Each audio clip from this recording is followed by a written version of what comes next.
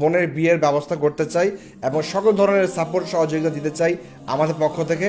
আসিল এ পানি আনতে লাইন ধরেছিল, যখন পানিটা সে ভর্তি করছিল এমন সময় বোমের আঘাতে সে আহত হয়, অনেকে মারা যায়।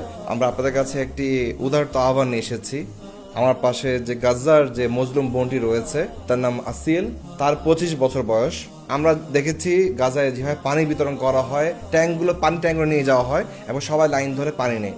আসিল এ পানি আনতে লাইন ধরেছিল, যখন পানিটা সে ভর্তি করছিল এমন সময় বোমের আঘাতে সে আহত হয় এবং তার মতো এখানে যারা পানি আনছিল অনেকে মারা যায় এবং অনেক আহত হয়। এখানে তার প্যাট চিরে যায় এবং প্যাট চিরে যাওয়ার পর এখানে যত ধরনের প্যাটের ভিতরে আমরা যে বলি নাড়ি ভুড়ি আছে, এই জিনিসগুলো বের হয়ে যায়। দেখেন, চিন্তা করেন যে একটা মেয়ে মানুষ পানি আনতে গেছে, এমন সময় তার ওই জায়গায় বোম পড়ে এবং সে আহত হয় এবং তার পেট চিরে সকল নাড়ি ভুড়ি বের হয়ে যায়।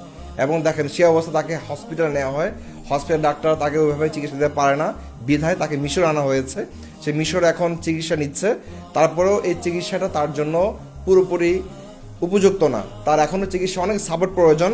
এবং বিশেষ করে আসিল বলছিল তার পরিবারের 10 জন শহীদ হয়েছে। আল্লাহু আকবার, আল্লাহু আকবার। দেখেন তারা কতটা প্র্যাকটিসিং মুসলিম। এবং দেখেন একজন আমাদের বোন যা পাশে দাঁড়িয়ে আছে, তার গায়রত দেখেন, সে কিন্তু পর্দা করে সে আমাদের সামনে উপস্থিত হয়েছে এবং সে বলছে যে আমি অবিবাহিত, আমি বিয়ে করতে চাই, আমি একজন সামর্থ্যবান পুরুষ খুঁজছি যে কিনা আমার দায়িত্ব নিবে, যে কিনা আমার পরিবারের দায়িত্ব নেবে। আমি আপনাদের কাছে উদাত্ত আহ্বান জানাবো, আমরা আসিল বোনের বিয়ের ব্যবস্থা করতে চাই এবং সকল ধরনের সাপোর্ট সহযোগিতা দিতে চাই আমাদের পক্ষ থেকে। আপনারা যদি কেউ আগ্রহ প্রকাশ করেন যে তার বিয়েতে সহযোগিতা করবেন বা এগিয়ে আসবেন, প্লিজ আপনারা আসতে পারেন ইনশাল্লাহ। এবং আসুন আমরা সকলে মিলে এই আসিলকে আমরা বিয়ের ব্যবস্থা করে দেই।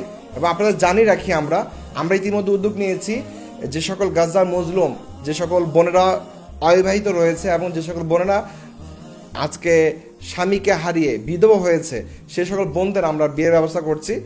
আমরা আপনাদের কাছে উদাত্ত আহ্বান জানাবো, আসুন এই প্রজেক্টটিতে আমরা এগিয়ে আসি।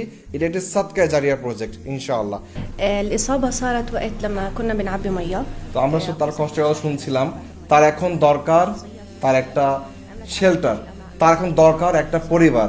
আসুন আমরা আমাদের গাজার মজলুম বোন আসিলের পাশে এসে দাঁড়াই।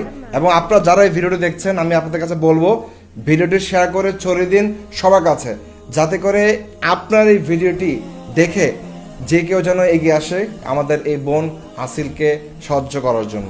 সবাই আমাদের জন্য দোয়া করবেন, মাস্তুর ফাউন্ডেশনের জন্য দোয়া করবেন।